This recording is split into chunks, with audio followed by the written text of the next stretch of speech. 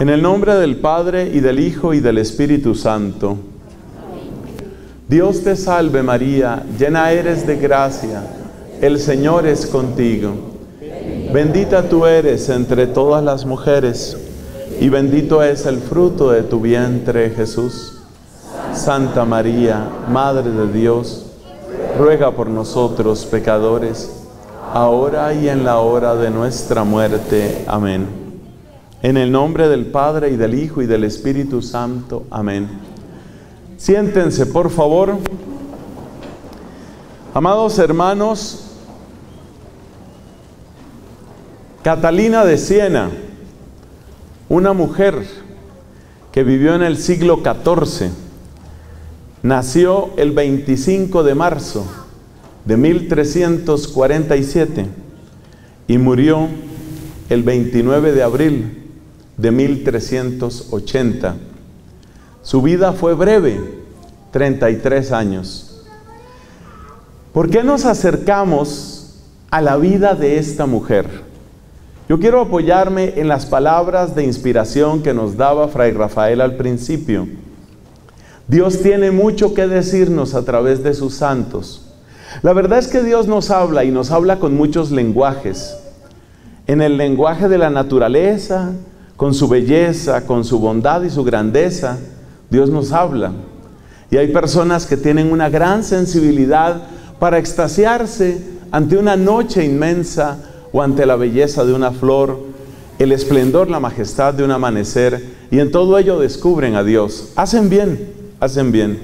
Dios se revela en la naturaleza. Algunos llaman a la naturaleza el libro de la creación.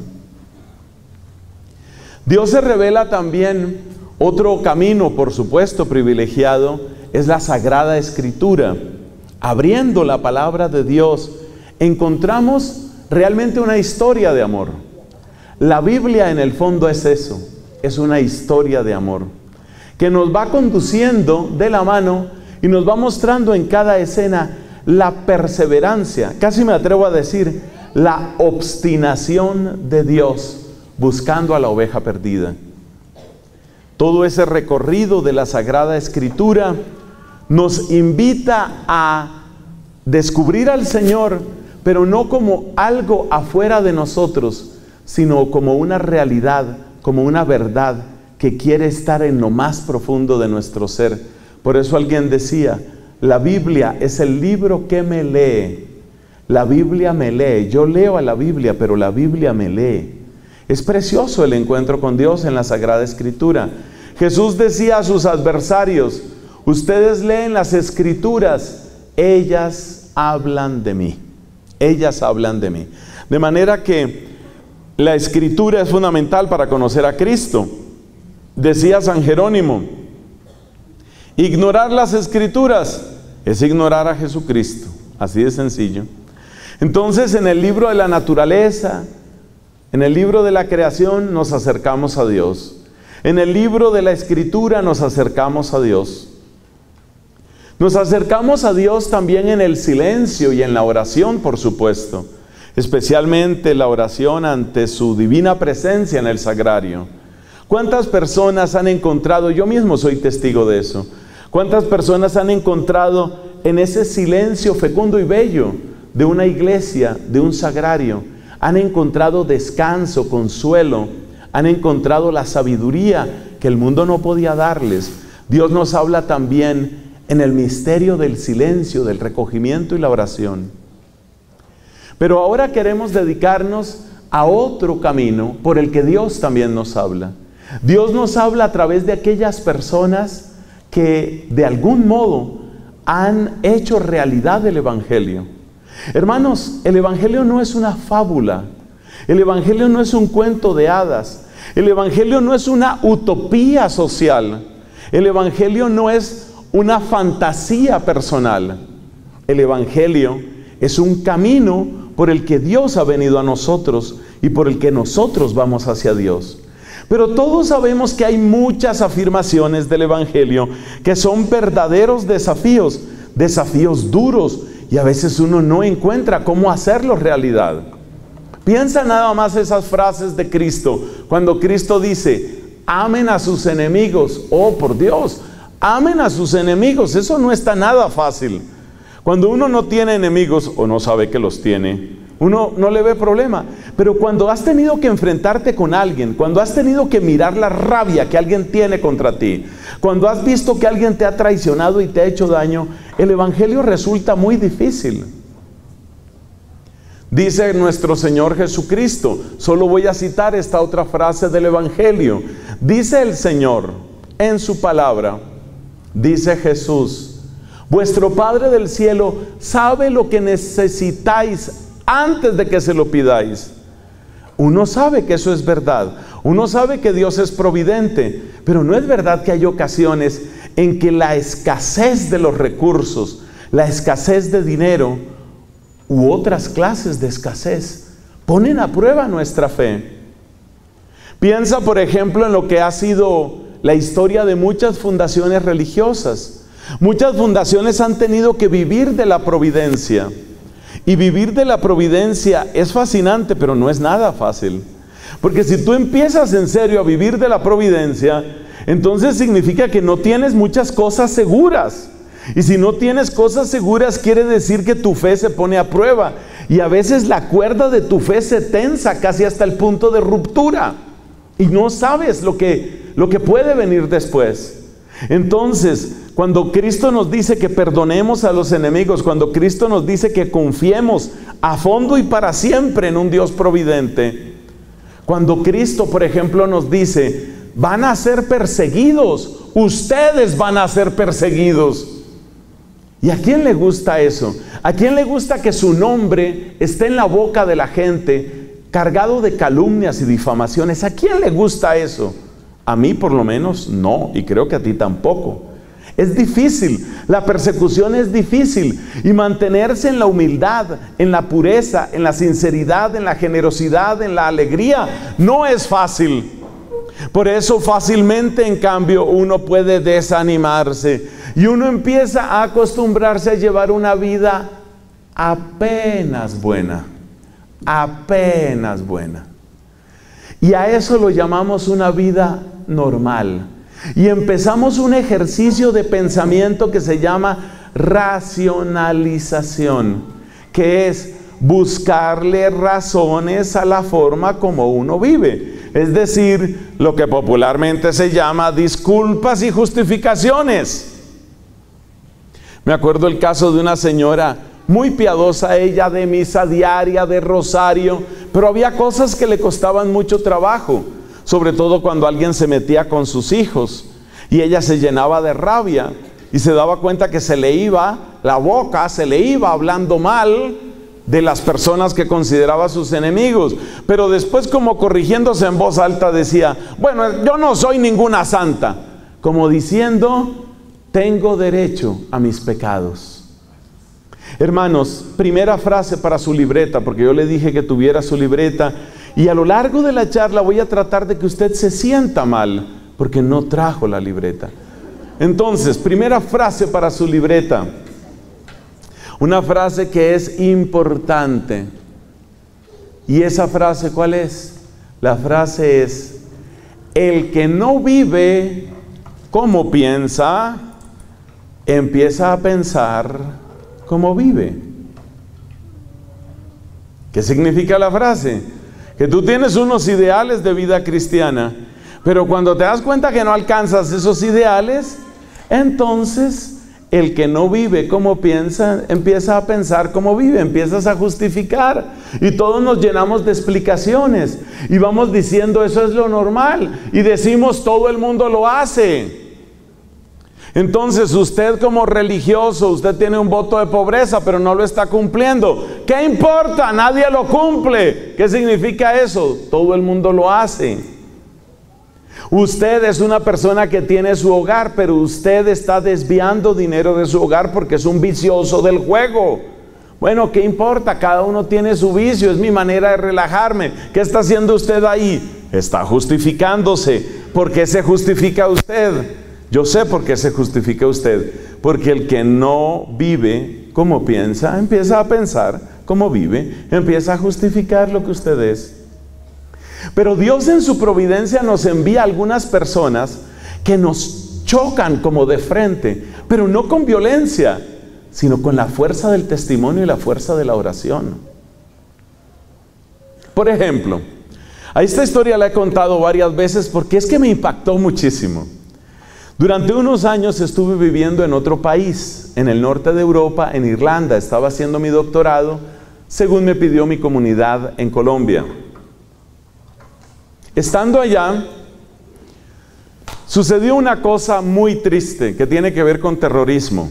Una familia irlandesa acababa de tener la gran alegría de que la hija mayor se graduaba, recibía su grado, qué sé yo, de médica, de odontóloga, me parece que era algo de la salud.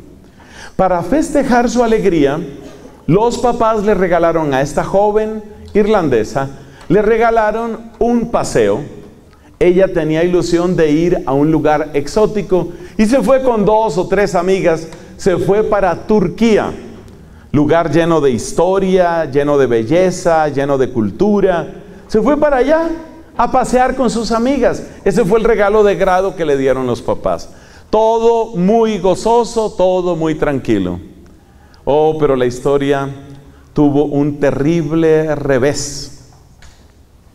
Resulta que un grupo separatista por allá en Turquía, que estaba de pelea con el gobierno en aquella época, obra de una manera espantosa. Ponen una bomba en un lugar público. Y esta muchacha, 22, 23 años, recién graduada, en la flor de la vida, con todo un futuro, hija amada de sus papás, queda despedazada por una bomba en Turquía. Tú puedes imaginarte lo que significa esa tragedia, es decir, tiene todos los elementos. Todas las muertes nos duelen, claro, pero la muerte de una persona tan joven duele más. Y una muerte tan absurda duele más. Y la injusticia y la crueldad del terrorismo duele más. ¿Qué puedes esperar tú que se sienta en ese momento? Rabia, rabia. ¿Qué se puede sentir? Indignación, afán de venganza. Los papás de esta muchacha eran personas muy católicas, muy creyentes.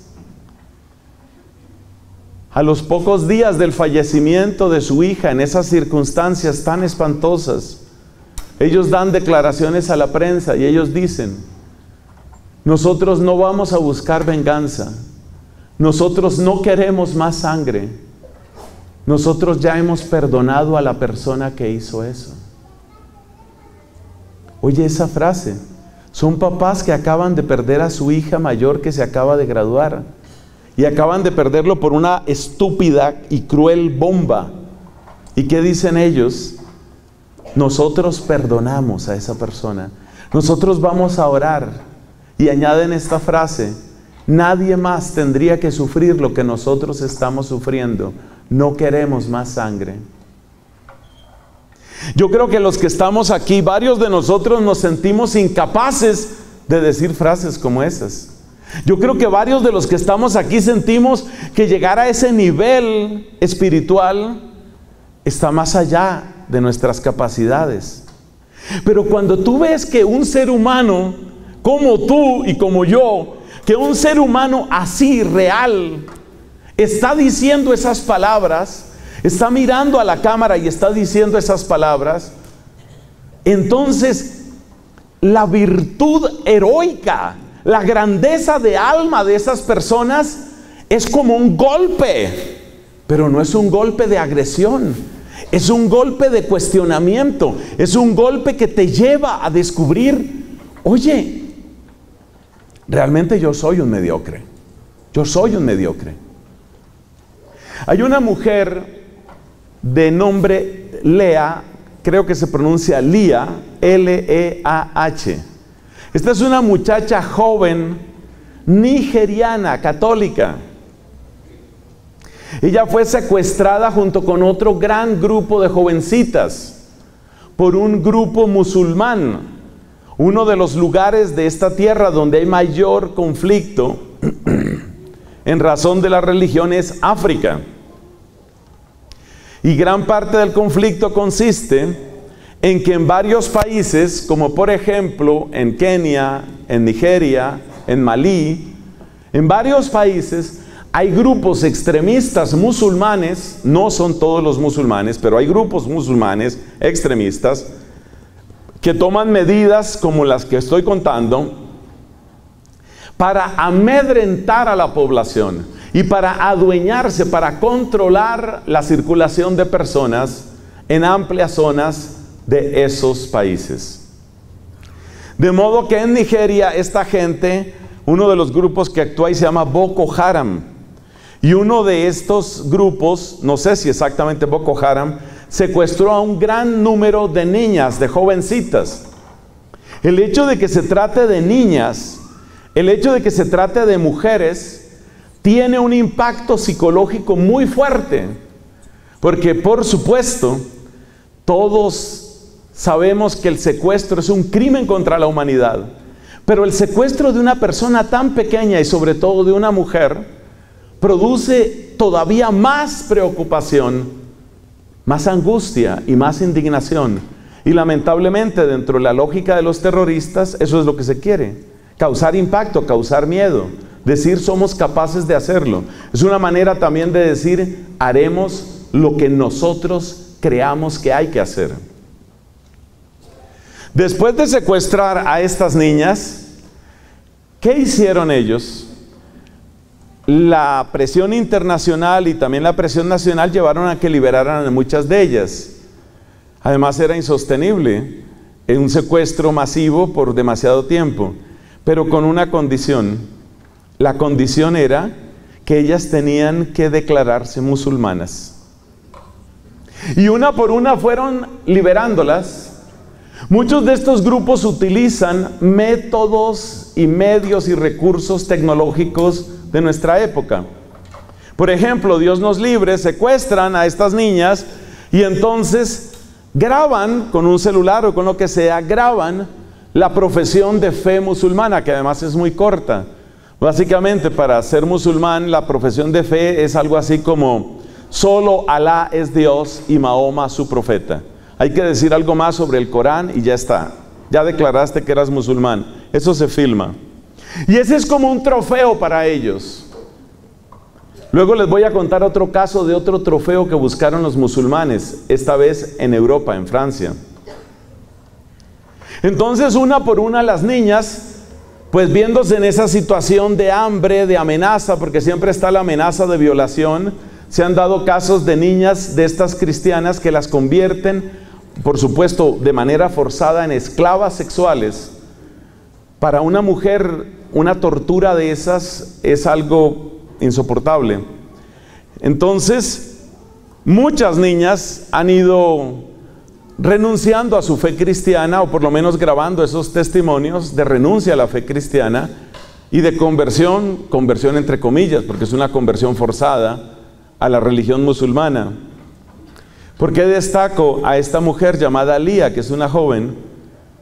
Porque ella lleva no sé cuánto tiempo secuestrada. Y ella ha dicho: yo no voy a renegar de Cristo.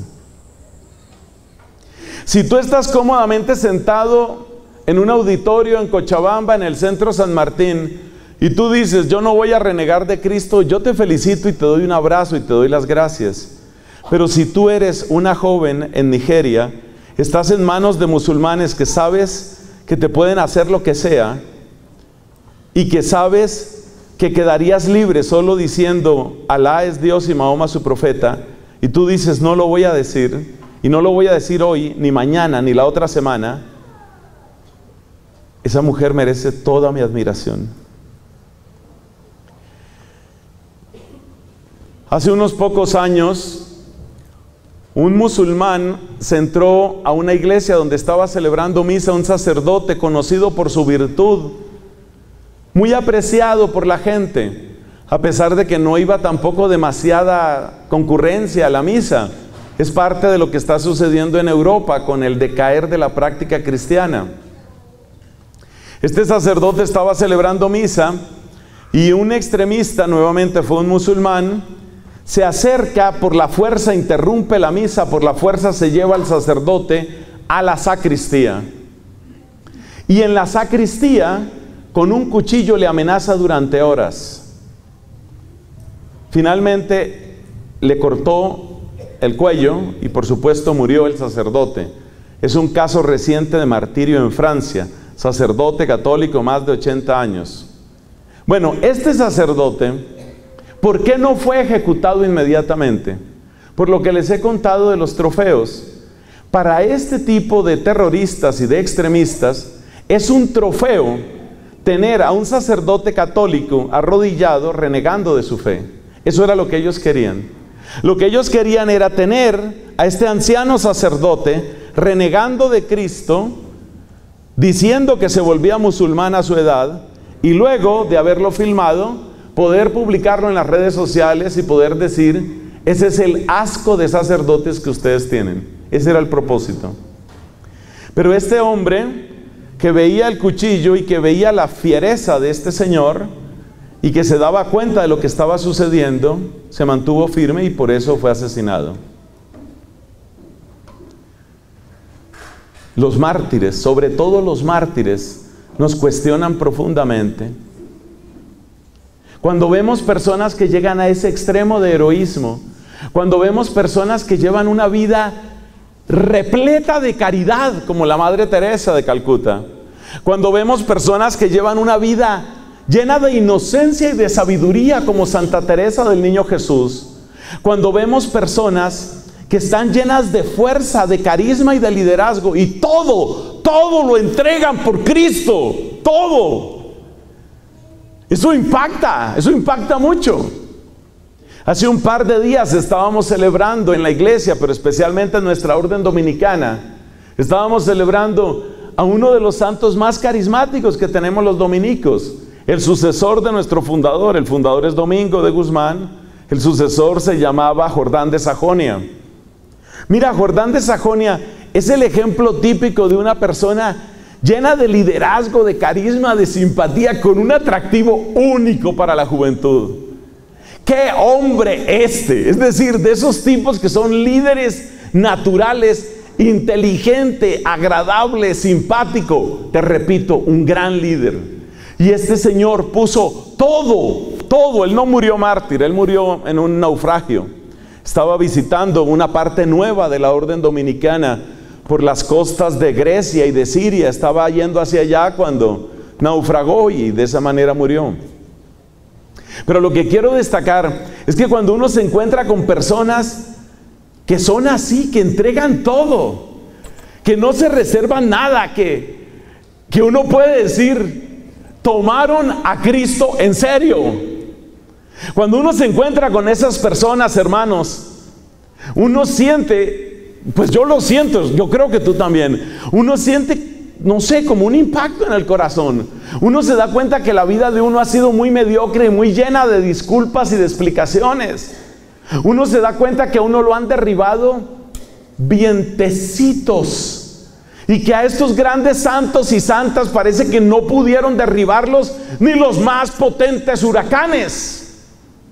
Yo soy una persona que casi todos los días estoy orando por los perseguidos, como esta joven nigeriana Lía, o como una religiosa colombiana que se llama Gloria Cecilia Narváez, que ya cumplió 2 años de secuestro. No sabemos si está en Malí o dónde se encuentra, una vez más secuestrada por musulmanes. Pero ¿sabes qué es lo admirable? Que esta hermana fue secuestrada en ese país y hay mujeres que están pensando entrar a esa comunidad religiosa. Es decir, uno se da cuenta inmediatamente cómo es desierta aquella frase que dijo San Cipriano: la sangre de los mártires es semilla de nuevos cristianos. Es una gran realidad. El testimonio de los santos, ¿sabes lo que es el testimonio de los santos? Es como si de las páginas del Evangelio, se arrancara una página y se fuera volando hasta llegar a tu vida. ¿Qué son los santos? Los santos, los grandes santos, los verdaderos santos, los que salieron de su comodidad, los que salieron de su mediocridad, los que combatieron el buen combate de la fe. ¿Sabes lo que son? Esos grandes santos son páginas del Evangelio. Antes hablábamos de 3 grandes libros a través de los cuales Dios nos habla. Eso también puede ser bueno que lo escribas. Dios nos habla a través de 3 grandes libros y ahora el cuarto. ¿Cuáles son los 3 grandes libros que ya hemos mencionado? El libro de la creación, la contemplación sabia y humilde de la naturaleza, nos dispara hacia el Dios omnipotente. El libro de la escritura, el libro de la Biblia, palabra que es como espada de doble filo, que toca profundamente nuestros corazones, que llega profundamente a nuestras vidas. Tercer libro, el libro de la oración, lo que Dios muchas veces te dice, especialmente en el silencio, especialmente cuando tú te recoges en la plegaria, especialmente cuando tú le haces caso a Jesucristo, capítulo 6 de San Mateo. Entras en tu habitación, cierras la puerta, invocas al Señor desde el centro de tu alma. Ahí el Señor te habla y en el libro de la oración te dice cosas preciosas y también te cuestiona. Pero hay un cuarto libro, y ese cuarto libro son las vidas de los santos. Con razón nuestro hermano Rafael nos insiste, necesitamos de este libro, necesitamos de ese testimonio. ¿Cuáles son los 3 grandes bienes que nos traen los santos? Los 3 grandes bienes que nos traen los santos son los siguientes. Primero,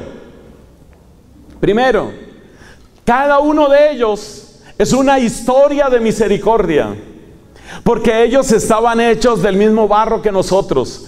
Muchos de ellos cayeron en pecados, a veces pecados graves, a veces vivieron años en pecado, pero fueron rescatados por el amor de Dios.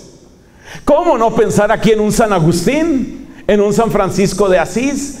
Fueron personas que vivieron realmente de cabeza en el pecado. Oiga, y Dios los sacó de allá. San Agustín era lo más arrogante, era un tipo con un cociente intelectual absolutamente por encima del promedio. Intelectualmente era un genio, y el problema es que él lo sabía.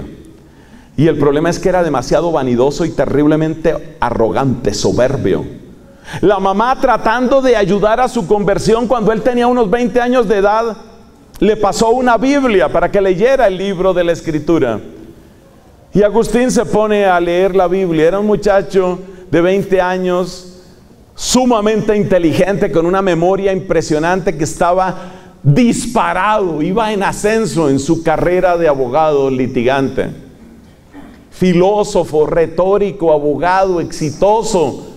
Además, las mieles de los placeres de este mundo ya lo tenían agarrado, incitado por algunos amigos en la ciudad de Cartago.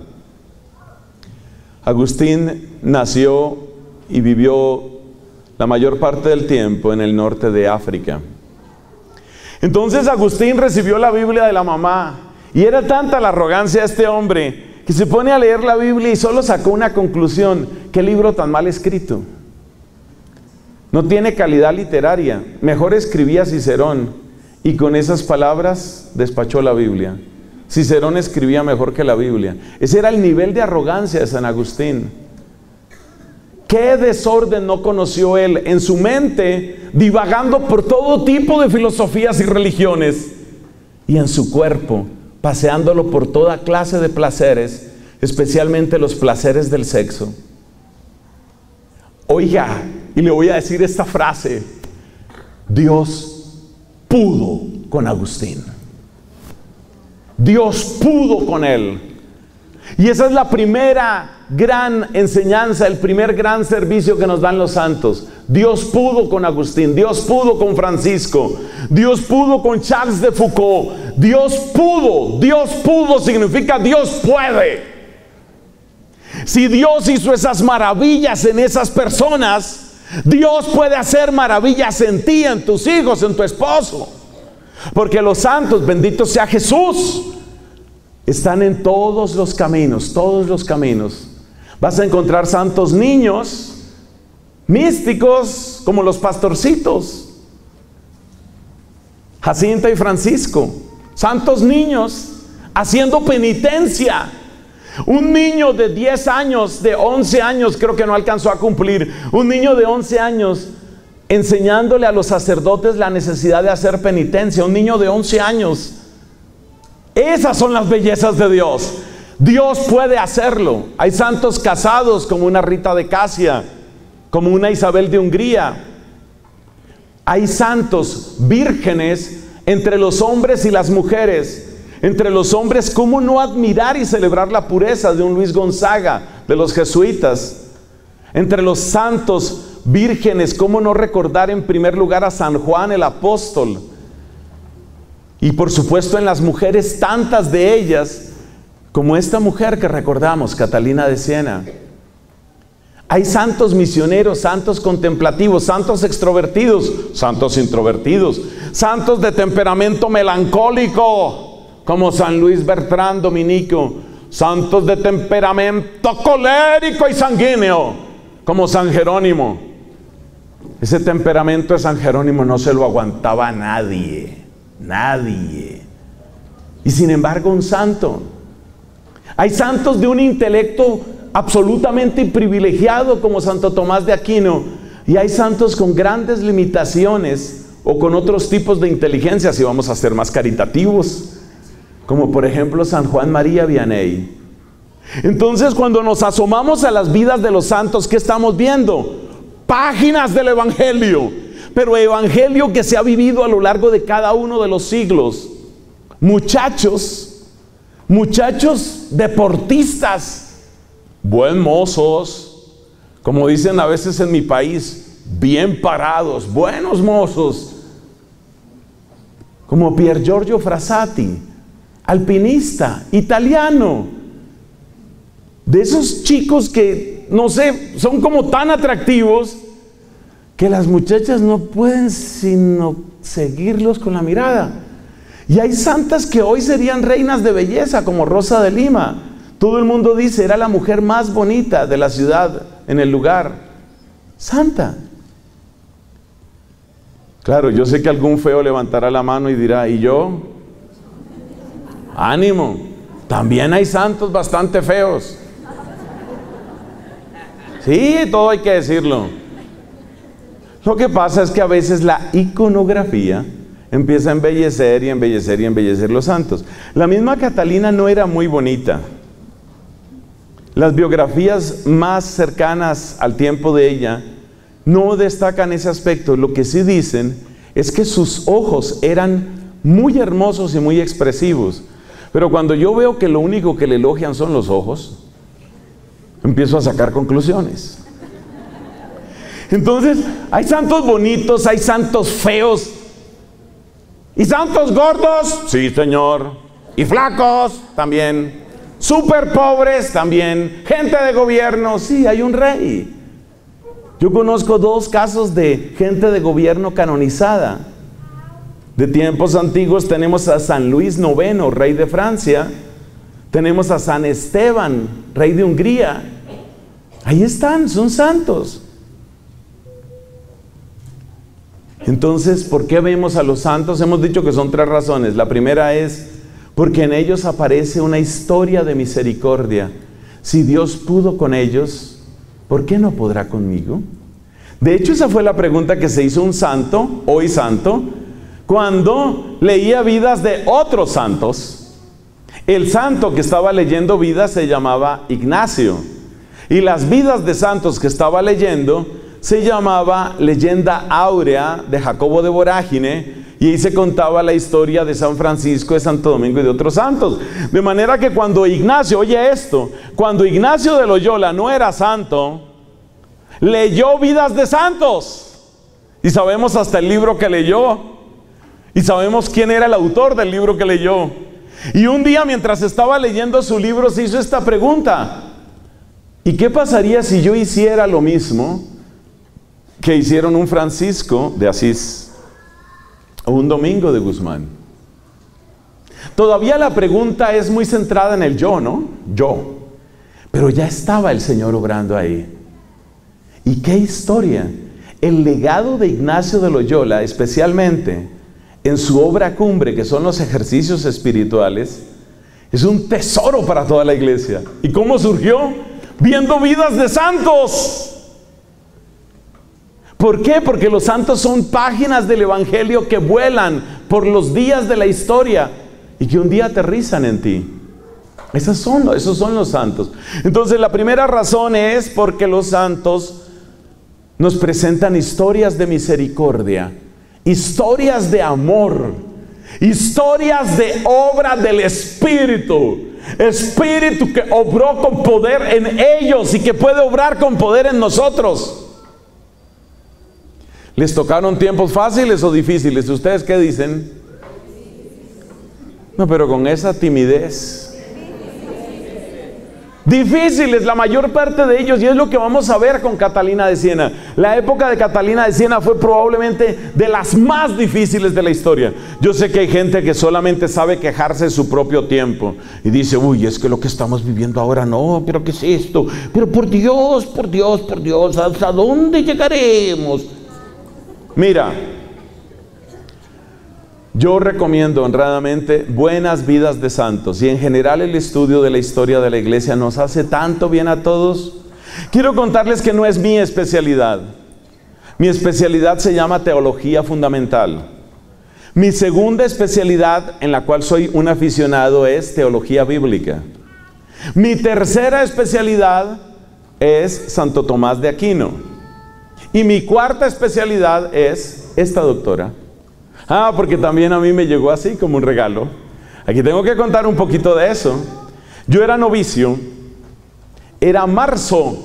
¿Qué mes estamos? Febrero. Entonces estoy por cumplir años de ese acontecimiento. Era marzo del año 1985. Eso sucedió el siglo pasado. Yo era novicio en mi provincia dominicana de Colombia.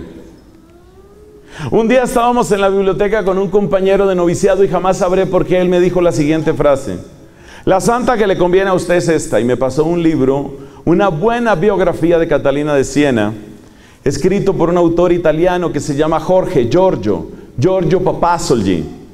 Leí esa biografía de Catalina de Siena y a raíz de esa biografía leí otra y empecé a leer las obras de ella. Esto sucedió en 1985, son 34 años de amistad que yo llevo con esta santa mujer. Me ha hecho bien, mucho bien, muchísimo bien. Una gran parte de lo que usted oiga y le parezca bueno de mi predicación, después de la Biblia y probablemente de Santo Tomás, viene de Catalina. Eso es así. Yo tengo que dar ese testimonio. Ella ha protegido mi sacerdocio, ella ha protegido mi vocación religiosa y dominicana, ella ha intercedido por mí y ella me ha enseñado muchísimo, y a través de la predicación ha tocado muchos corazones de sacerdotes, de religiosas y de laicos. Entonces, parece que no voy a terminar a este ritmo. Entonces dijimos que son 3 razones por las que los santos nos hacen muchísimo bien. La primera, porque cada santo es una historia de misericordia, es una historia de amor. Hay que acercarse a las vidas de los santos así.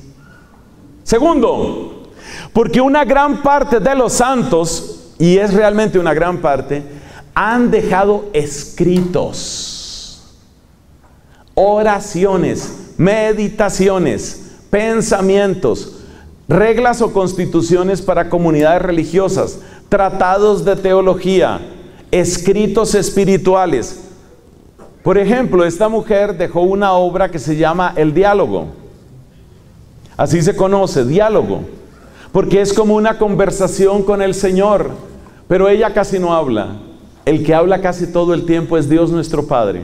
Se le conoce también como el diálogo de la divina providencia, el diálogo de Santa Catalina de Siena. ¿Y por qué es importante que los santos nos hayan dejado esos escritos? Por una razón muy sencilla, porque esos escritos benditos son fuentes limpias. Vivimos en una época en la que se está cumpliendo lo que dice la Escritura en la segunda carta de Timoteo. Le anunció Pablo a su discípulo Timoteo: en los últimos tiempos vendrán falsos maestros con falsas doctrinas. Hermanos, se está cumpliendo.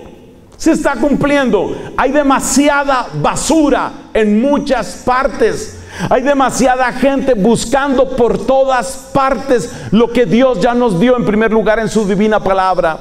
Luego en la santísima tradición de la iglesia, es decir, la gran línea de escritos y testimonios, que es como un eco de la escritura a lo largo del tiempo. Ahí están los padres de la iglesia y los doctores de la iglesia. Dios nos ha hablado abundantísimamente, pero la gente le está dando la espalda a lo que Dios nos ha hablado. Y le voy a dar ejemplos de lo que está haciendo mucha gente. Tenemos el tesoro inmenso de la Biblia. A veces no lo leemos. Hay gente que la única manera de que lea la Biblia es que se vuelva evangélica. Y yo digo, ¿por qué tienes que cambiar de religión para leer la Biblia? ¿Por qué? ¿Qué sentido tiene eso? Yo me acuerdo de una amiga muy querida de mi madre. Esta amiga, católica de toda la vida, por allá a los 60 y no sé cuántos años, casi 70, deja la iglesia católica y dice, ahora sí estoy leyendo la Biblia. Y la pregunta es esa, ¿por qué? ¿Por qué tienes que salirte para empezar a leer la Biblia? Entonces desconocemos los tesoros que tenemos y estamos leyendo otras cosas. Entonces la gente se pone a leer cosas y cosas. Y le voy a dar ejemplo de las cosas que la gente lee. Hay unos que van por la línea de la autosuperación. Autosuperación es, por ejemplo, constelaciones familiares. Es, por ejemplo, programación neurolingüística. Autosuperación, la fuerza de mi mente, meditación trascendental, repetir unos determinados mantras. Y la gente va a eso. A mí me aterra la facilidad y la popularidad que está teniendo el yoga en muchos lugares. Usted no sabe una cosa. Resulta que cada una de las posiciones del yoga tiene un nombre especial. Y cuando usted practica yoga le enseñan a repetir ese nombre, y repetir ese nombre, y repetir ese nombre. ¿Usted sabe por qué? Porque el yoga nació en el hinduismo. Y esos nombres son invocaciones a dioses hindúes. Y cuando usted está aprendiendo los nombres de la posición del yoga, posición número 48, el tobillo va hasta el cuello. Esa posición tiene un nombre. Y a usted le enseñan a repetir ese nombre. Y usted repite y repite ese nombre y usted no sabe a quién está invocando. Entonces la gente se mete con todo esto de la superación personal. La gente se mete con una gran cantidad de cosas de nueva era. Que vamos a invocar los ángeles, que vamos a las aromaterapias, que vamos a no sé cuántas cosas. Muchas veces ponemos en peligro nuestra fe. ¿Por qué hacemos eso? Porque no conocemos las fuentes limpias. ¿Cómo puedo ir yo a que me lean la mano si yo no he leído la mano de Dios donde está escrito mi nombre? Escriba esa frase que le conviene. ¿Qué hago yo pidiendo que me lean mi mano si resulta que la mano que hay que leer es la mano de Dios en mi vida? La mano de Dios donde está escrito mi nombre, como dice el profeta Isaías. Ahí lo dice bellamente. Te llevo tatuado en mi mano. El único tatuaje que vale es el tatuaje que ya está en la mano de Dios. Y el tatuaje que ya está en la mano de Dios es el tatuaje del nombre mío para mi salvación. Esa es la única mano que yo tengo que leer. Yo no necesito leer más manos ni que me lean más manos. Tengo que leer la mano de Dios y tengo que descubrir la mano de Dios.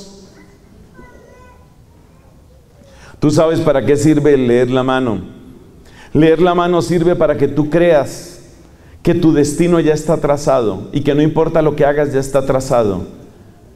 Cualquier persona que se haya hecho leer la mano se ha sometido a una cárcel mental. Si usted lo ha hecho, por favor, confiésese y pídale al sacerdote, haga una oración especial por mí. Porque usted, si se ha hecho leer la mano, usted se ha sometido a una cárcel mental. Porque leer la mano, ¿qué significa? Yo estoy condicionado, yo estoy limitado, yo no puedo más que esto. Entonces la gente vive metida en la superación personal, solo creyendo en su propia mente y sus propias fuerzas, metida en cosas de la nueva era, metida en cosas de adivinanzas que en el fondo son demoníacas, como los horóscopos, como el I Ching y esas cosas. Pero además, y esto me duele, creo que es lo que más me duele, también dentro de la Iglesia Católica hay muchas personas que compran indiscriminadamente. Hermanos, yo quisiera poder decirles a ustedes, si van a leer algo sano y correcto, vayan a una librería católica. No puedo decirlo. No puedo decirlo. Porque tristemente también en las librerías católicas se encuentran autores que están gravísimamente infectados de todas estas cosas. No debería suceder. ¿Sabe por qué sucede? Porque esas comunidades religiosas que tienen esos servicios tienen que pagar arriendo y tienen que pagar empleados, tienen que mantener un nivel de ventas. Pero por ese nivel de ventas estamos ensuciando el corazón de la gente. Hay un autor que es muy popular, espero que ya esté bajando su popularidad. No tengo nada contra él como persona, pero es mi deber como predicador presentar las graves situaciones a las que él conduce. Este hombre se llama Anselmo, Anselmo. Su apellido es Grun, pero se pronuncia Grün, G-R-U-N, la U lleva diéresis. Ansel Grün, un monje benedictino alemán. Como muchos de estos autores, lo mismo que Anthony de Melo y lo mismo que otros autores parecidos, escribe de una manera deliciosa. Si tú fueras a comprar, que no quiero que compres, si tú fueras a comprar esas obras, tú verificarías cómo se te van las páginas y las páginas. Es como un manjar delicioso. Pero la gran inspiración de Ansel Grün es una lectura psicoanalítica de la Biblia. Y la inspiración psicoanalítica de Ansel Grün ni siquiera tiene nada que ver con el cristianismo, sino con un autor que era completamente agnóstico llamado Carl Jung, J-U-N-G, Carl Jung. Entonces Ansel Grün utiliza el lente agnóstico de Carl Jung para presentar la Biblia. Y tiene una facilidad literaria impresionante. Y hay religiosas comprando y vendiendo libros de Ansel Grün. Y hay noviciados donde están los libros de Ansel Grün. Y me da dolor en el alma, porque esas religiosas deberían estar leyendo a San Agustín, a San Bernardo, a San Juan Crisóstomo, a San Máximo Confesor. Deberían estar leyendo a San Gregorio Niceno, a San Basilio Magno. Deberían estar leyendo a San Benito, a Santo Tomás de Aquino. ¿Es que faltan, pregunto yo, es que faltan escritores en la iglesia? Claro que no, no faltan. Pero el afán de novedades y el mercantilismo hacen que incluso comunidades religiosas hayan caído en eso. ¿Y saben por qué hablo claramente? ¿Y saben por qué lo puedo decir abiertamente? Porque yo se lo dije al sacerdote director de ventas de una librería católica allá en mi país, de una comunidad religiosa. Y yo le dije, usted sabe los problemas que esto tiene y usted sigue vendiendo eso. Y él me confesó, es el autor del que estamos vendiendo más libros. Es muy difícil para mí reprimir un grito. A mí no es que me guste gritar, ustedes se han dado cuenta que yo gritar prácticamente nunca, ¿no? O sea, que se diga que yo grito, así grito mucho, no grito tanto. Pero es difícil reprimir el grito, es difícil no decir. Es difícil no decir que ese dinero construido y conseguido a ese costo es un dinero de maldición. Porque es dinero que va a infectar la fe de las personas. Y el problema muchas veces está en las religiosas. Ustedes que me conocen saben cuánto amo yo la vida religiosa y la defiendo, y todos los años tengo 2, 3, 4, hasta 5 retiros con religiosas, todos los años. Amo la vida religiosa, amo a nuestras queridas religiosas, pero por favor, hermanas, defiendan el corazón de su gente, defiendan la mente de sus novicias. Una vez me invitaron a un noviciado, tenían un oratorio, ya esta historia la he contado, un oratorio tan bonito, tan pequeñito, tan acogedor. que tenía su propia biblioteca, el oratorio, como para invitar a la lectura a las novicias.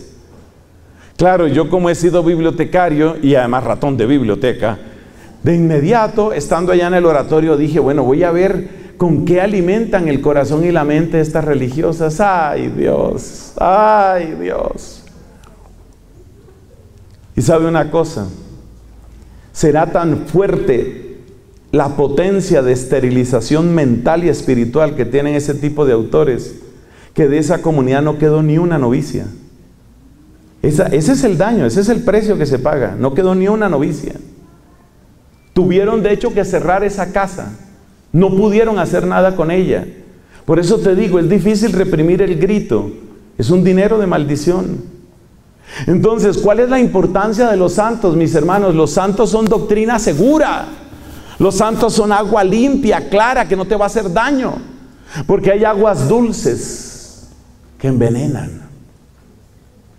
El otro día aprendí que este veneno que se llama arsénico es muy fácil de disimular en cualquier alimento. Y además es un veneno que se acumula en tu cuerpo. No sé si en el hígado, ¿dónde se acumula? El arsénico. Entonces a ti pueden darte arsénico en la sopa todos los días y tú te estás comiendo tu dosis de arsénico y no te has dado cuenta y te están envenenando todos los días. Y luego empiezan los problemas y luego colapsas y mueres y no te diste cuenta que te estaban envenenando. No se siente. El rey de los venenos, invisible, inodoro y sin ningún sabor, es el talio. Aunque no sé si debo decir esto porque estoy dando demasiada información y no sé si por aquí se consigue talio. Muy peligroso. ¿Qué tal que después de esta misión empiecen a pasar cosas en Cochabamba? No, Dios el Señor es grande. El talio, el plomo es terriblemente venenoso. Hace un daño espantoso, induce una forma de locura. Pero resulta que una copa de plomo es ideal para tomar el vino. El plomo no le daña, sino que hasta un cierto punto exalta el sabor del vino. Los romanos tomaban siempre el vino, los romanos finos por lo menos tomaban siempre el vino en copas de plomo. Se estaban envenenando. Entonces hay mucho católico que está tomando en copa de plomo, se están envenenando, están tomando su dosis de arsénico. ¿Qué puedes hacer tú para que eso no suceda? De por Dios.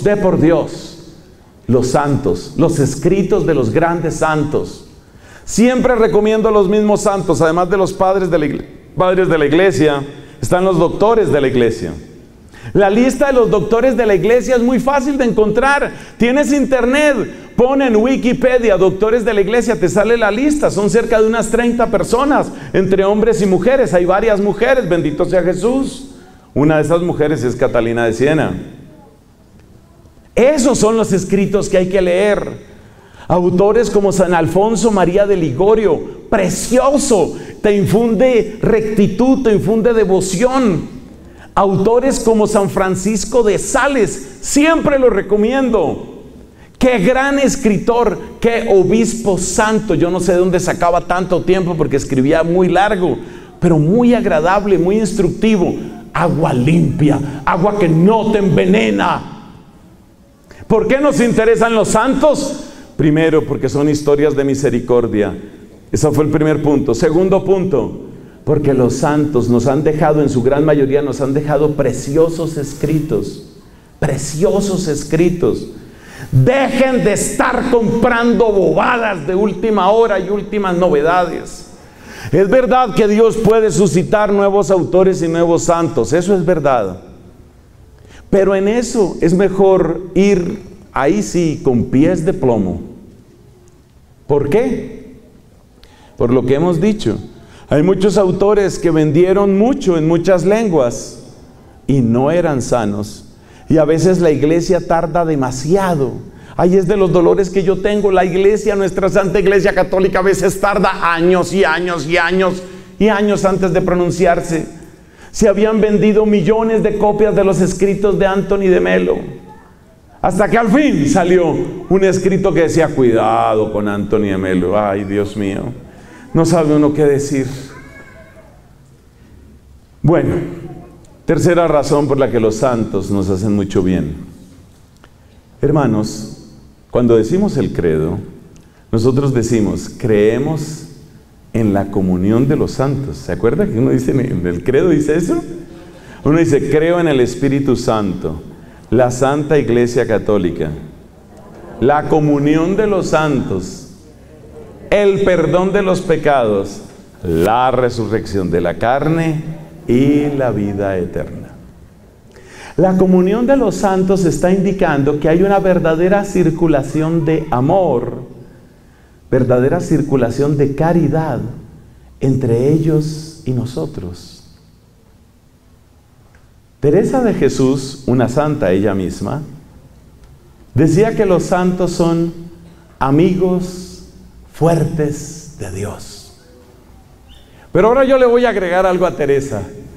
Son amigos fuertes de Dios y son amigos fuertes de nosotros. Yo puedo dar testimonio. Para mí los santos no son recuerdos, como podría quedar sugerido con aquello de que son historias de amor y misericordia. Para mí los santos no son simplemente escritos, como podría quedar sugerido a partir de lo que dije de las obras que ellos nos dejaron. Para mí los santos no son simplemente recuerdos o escritos, son amigos, unos más que otros. Hay santos que yo siento muy presentes de un modo inexplicable. Además, no se trata de que yo hable tanto de mí mismo.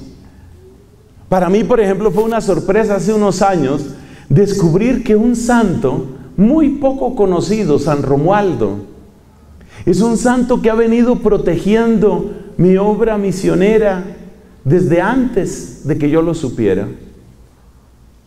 Desde antes de que yo lo supe, pues yo sabía que existía San Romualdo y la vida de él me parecía muy bonita, pero yo no le prestaba mayor atención. San Romualdo me ha protegido, me ha custodiado, me ha guardado en mi salud y de muchas otras formas en la obra misionera en la que yo estoy. Es decir, ellos no están muertos. Acuérdate el pasaje donde nuestro Señor Jesucristo disputa con los saduceos. Y hablando con los saduceos dice, para Dios todos están vivos. Es el Dios de Abraham, el Dios de Isaac, el Dios de Jacob. No es un Dios de muertos, es un Dios de vivos. Están vivos. Y a medida que uno va fortaleciendo una relación de amistad con los santos, sin imaginación. Este no es un tema de fantasía. Yo sé que para algunas personas esto va a sonar como cuando los niños no tienen con quién jugar, entonces juegan con un amigo imaginario. Y estoy seguro que después de que publique esto en YouTube, me van a poner por ahí entre los comentarios, adelante, suerte con tu amigo imaginario. No, es que uno lo vive, es que uno lo experimenta, es que uno lo comprueba una y otra vez lo comprueba. Así como yo puedo estar seguro de tu amistad por lo que tú has hecho por mí, así empieza uno a vivir la vida con los santos. Y uno se da cuenta que esos son amigos que de nosotros, óyeme esto, de nosotros no necesitan, porque todo lo que podrían desear o necesitar ya lo tienen. ¿Y qué es lo que podían desear o necesitar? Dios. Una vez un gran santo llamado Santo Tomás de Aquino estaba orando a solas. Estaba en el oratorio de la capilla, en el oratorio de su convento, estaba orando. Estaba a solas, pero lo que él no sabía es que ahí cerca estaba otro fraile. Tomás no sabía. Y un milagro que le sucedió a Tomás fue que el Cristo que estaba en ese oratorio le habló. Y le habló de modo tal que no solo lo oyó Tomás, que era a quien se dirigía la palabra, sino también lo oyó el otro religioso. Y el otro fraile oyó que el Cristo le hablaba a Tomás. Y lo que le dijo fue lo siguiente: Bene scripsisti de me Toma, quid queris. Traducido, has escrito bien de mí, Tomás, ¿qué quieres? Y respondió Tomás, non nisi te domine. Nada, solo a ti, Señor. ¡Qué corazón! Nada, solo a ti. Y eso es lo que ya tiene Tomás. Tomás no quería poder, ni placeres, ni dinero, ni prestigio, ni aplausos, ni fama. ¿Qué quería Tomás? Dios, Dios, Dios. Y ya lo tiene. Y así cada uno de los santos, cada uno de ellos ya tiene lo que más anheló, lo que más amó, por quien más luchó. Dios. Pero en razón de la gloria de Dios, los santos nos aman. Si yo fuera usted, yo escribiría esa frase: en razón de la gloria de Dios, los santos nos aman. ¿Sabe por qué le digo eso? Porque es que yo estoy tan agradecido con San Romualdo, pero tanto, de pensar que yo no pensaba en él. Y este buen monje, santísimo sacerdote, se ocupó de un pobre y miserable fraile pecador que soy yo. Y empezó a lo que les dije, a cuidarme, junto con otros. Hay otros santos que me han ayudado. Beda el Venerable, San Josafat, esos tres sobre todo, han sido tan generosos. Entonces yo me pongo a pensar, oiga, pero estos, o sea, ¿por qué hacen eso? ¿Por qué hacen eso? O sea, ellos no necesitan nada que yo les pueda dar, porque ellos ya tienen todo lo que puede colmar su alegría. ¿Sabes qué? En razón de la gloria de Dios, los santos nos aman. Es decir, un santo de estos sabe que si tú te conviertes plenamente, no a poquitos, plenamente, si tú te conviertes plenamente, es grande la gloria de Dios. Y ellos lo que más anhelan es eso, que brille la gloria de Dios. Eso es lo que ellos quieren. Entonces ellos te aman. Óyeme eso, lo que San Bernardo decía de los ángeles custodios: ellos nos aman. Y decía San Bernardo de Claraval: más quieren los ángeles que nosotros les acompañemos en el cielo que querer nosotros que los ángeles nos acompañen en la tierra. Esa frase es de San Bernardo de Claraval. Entonces algo parecido podemos decir de estos santos, hombres y mujeres, como doña Catalina, como Bernardo, como tantos santos.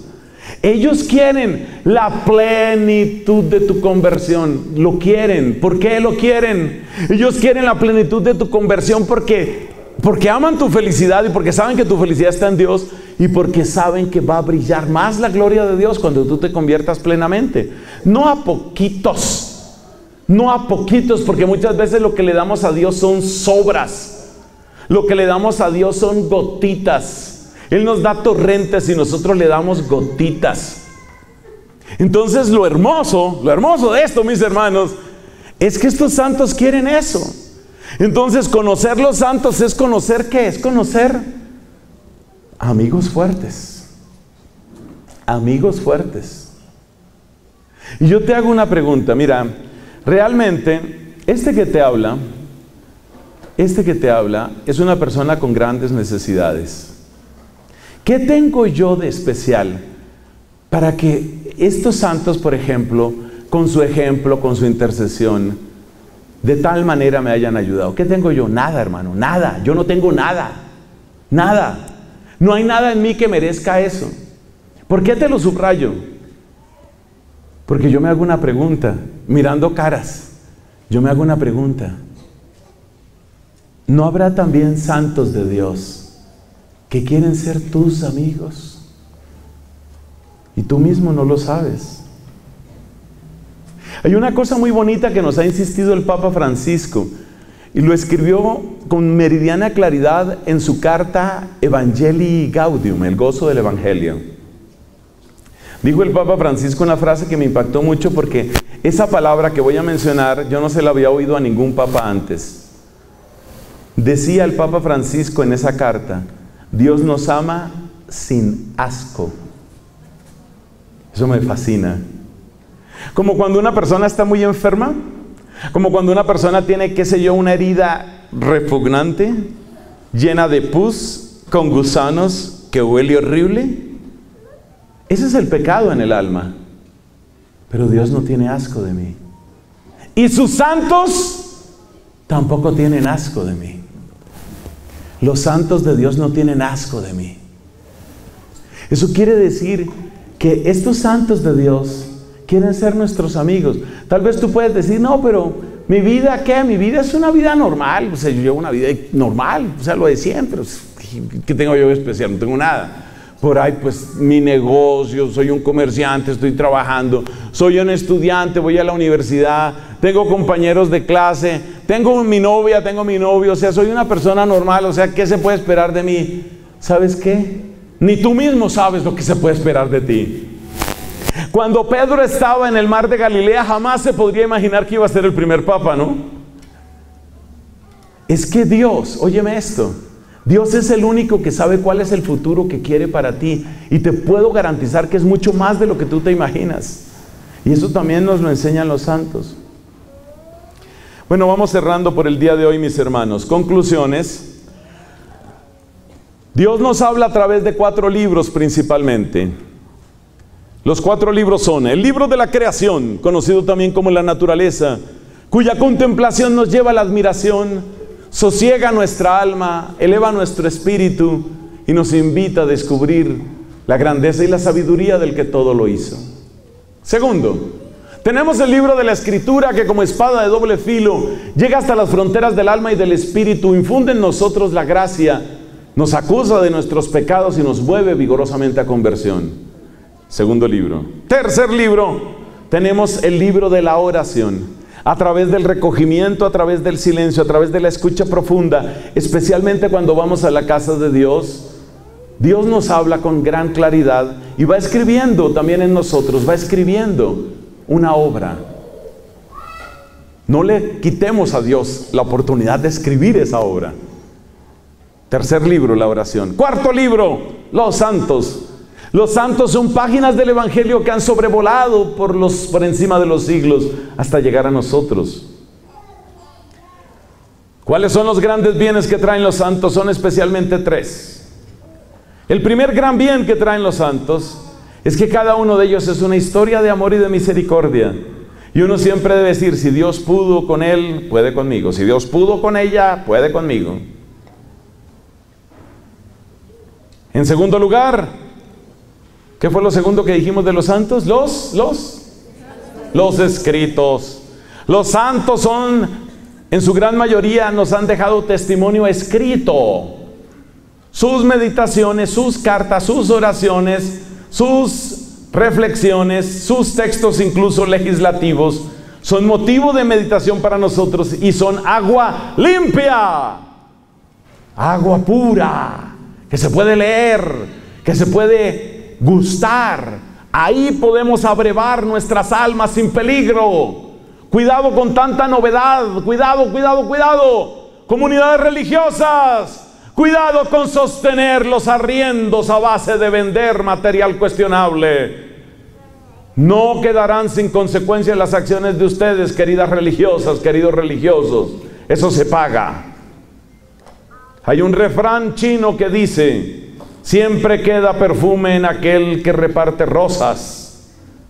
Bueno, ¿qué quedará en aquel que reparte veneno? Por favor, verifiquen muy bien qué es lo que ustedes están ofreciendo en sus tiendas y librerías. No se vendan por un puñado de dólares o de bolivianos, no se vendan. Entonces los santos nos dan doctrina firme, segura, alimentarse bien. Y tercero, lo más precioso, los santos nos regalan el don de su amistad. Muchas veces ellos se adelantan a nosotros. Yo sé que esta predicación tal vez no la habías oído, pero es verdad. Muchas veces ellos se adelantan a nosotros.